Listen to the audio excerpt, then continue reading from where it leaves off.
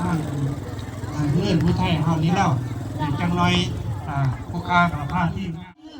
เพิ่นสอนลูกสอนหลานไว้แต่เก้านะมันไม่ได้โทรทัศน์มีวิทยุมีใน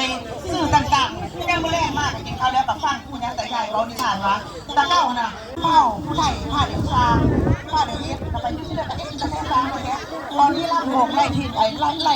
อยู่ไปฮอดริมแม่น้ำโขงเพิ่นจะมีอยู่เนี่ยเพิ่นมาห้ามไปอยู่เรื่องบาล่ามห้านะนั่งนั่งแพร่ไปห้ามโขงก่อนอะไรไปฮอดแพร่ดินพยายามได้ไหม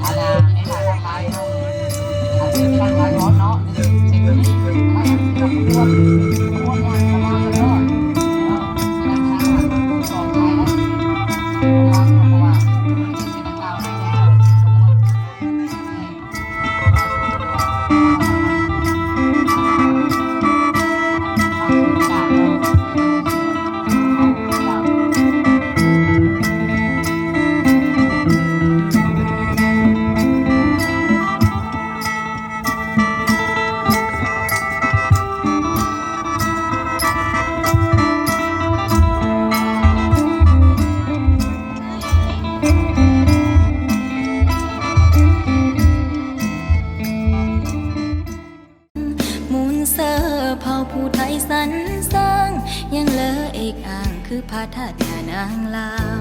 ยังเหลือเอกอ่างคือพระธาตุนางลาว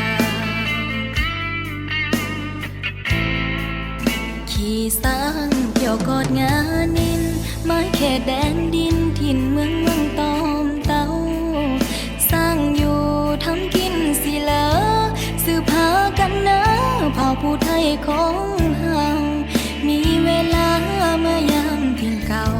บ้านเมืองกบเขาเผ่าผู้ไทยเมืองวังบ้านเมืองกบเขาเผ่าผู้ไทย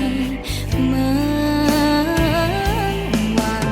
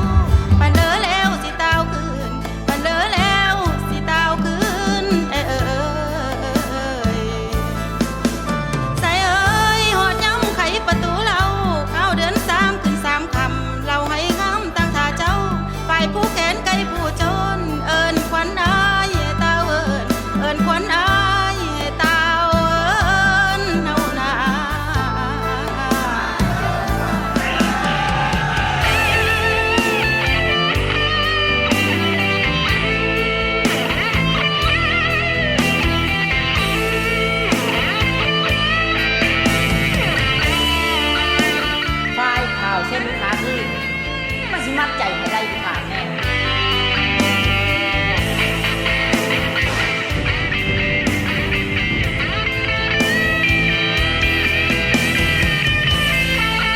หอยน้องบ่หวานซ้ำน้องบ่งามเหมือนเทพธิดายังตำหูเข็นฝ่ายอย่าย่องย่อไหลน้องอายคำคนซาน้องสิตำพื้นผ้าลายคอยทา เป็นเค